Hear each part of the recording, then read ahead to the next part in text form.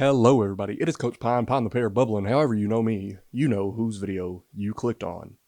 Well, unfortunately, I'm standing in front of the camera after yet another Chiefs loss. We fell against the Philadelphia Eagles on Monday Night Football by a score of 21-17. It was a very interesting game, a very varying game. Looked very good at points, did not look so good at others. First half was great. I mean, offense was clicking, defense was getting stops. Second half, offense fell apart, defense kept getting stops, just couldn't get enough of them, unfortunately, for the way the offense was performing. I thought Patrick Mahomes played pretty solid.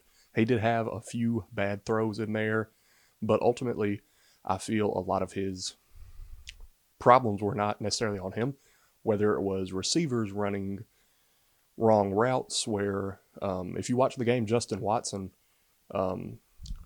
he broke off and had space behind the corner, and Patrick Mahomes threw the go route thinking that Watson was going to keep running into space, and Watson cut in instead of hitting the go, and that was just miscommunication. There was one where Marquez Valdes-Scantling had a wide open touchdown if he ran to the right, and Patrick Mahomes threw it that way, and MVS just couldn't track the ball, and it was an incomplete pass.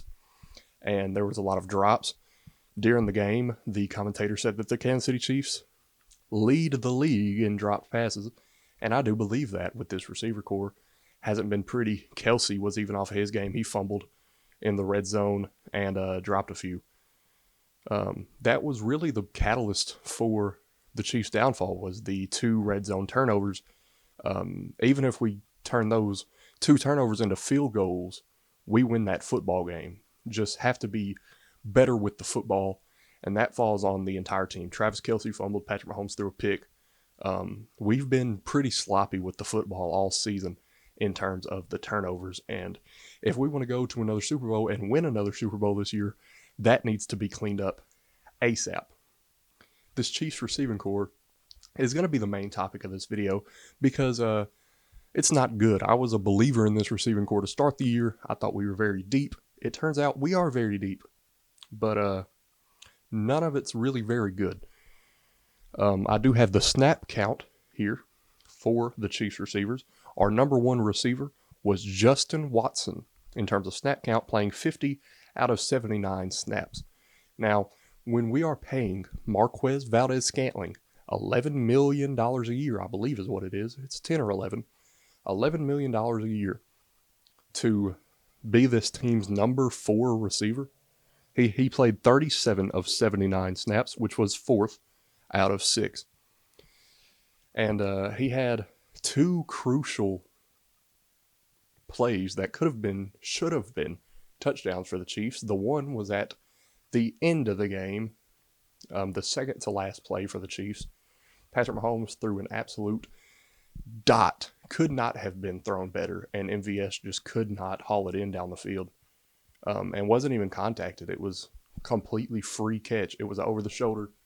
If you watch the game, you know exactly what I'm talking about, and he just dropped it. The other one was the one I was talking about just a minute ago, where him and Mahomes were just not on the same page. You're getting paid $11 million a year, and you're known as being a deep threat. You have to be able to be a deep threat and catch those deep passes and take the top off of the defense. That's the only thing you're getting paid for. And I know Tyreek Hill put out a tweet saying that people think that catch is easy. That catch is not easy. People know that. But people also know that that is your job. I saw somebody in the comment section of a Chiefs post say that if any blue-collar worker went into their job and performed like MVS did, they would be fired.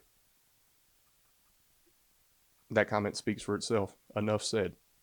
Another interesting thing about this receiver snap count is that Rashee Rice isn't our number 1 receiver in terms of snaps played. He's our number 2. He plays 45 of 79 snaps, where Watson, again, played 50 of 79.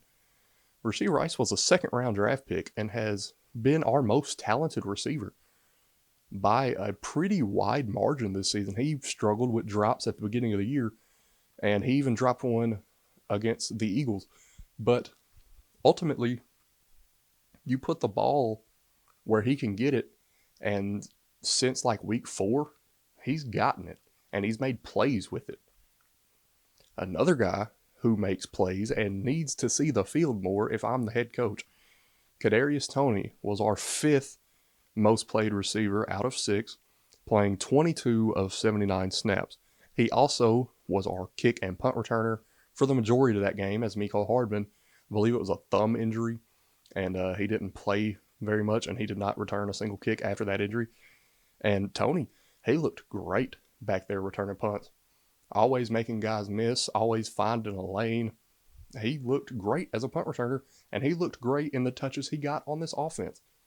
I think I saw something earlier that said Andy Reid said that they're going to include him in the game plan more, and they like what he's done with his increased workload.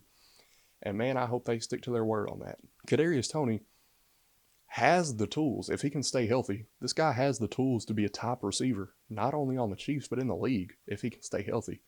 And I don't think that's crazy to say. It's there. He just has to put it all together and stay healthy. Mecole Hardman, if you're wondering, was the least played receiver, doing 16 of 79 snaps. He did get hurt, and but you got to remember, this is a guy that we traded for at the trade deadline, and he's coming in to be the kick and punt returner and play 16 snaps. We traded for him. Another guy we traded for is right there with him, Kadarius Toney. We traded a 3rd-round pick for Toney, which he came up big in the playoffs in the Super Bowl, but just need to get these guys involved. Marquez Valdes-Scantling, bam, another one right on top of Toney at the number 4 spot, paying $11 million a year. Sky Moore, drafted in the 3rd round, I believe. Rashee Rice, drafted in the 2nd round. And we have Justin Watson, a guy that 99% of NFL fans have never heard of, being our top receiver and not being very good at it. I saw a stat earlier. I believe it was after the game, scrolling through Facebook, and it said that, I didn't look into it, take this with a grain of salt, that 21% of Patrick Mahomes' incompletions this season have been drops. And that sums up this offense.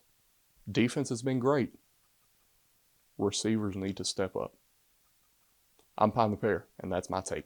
I'll see you in the next one.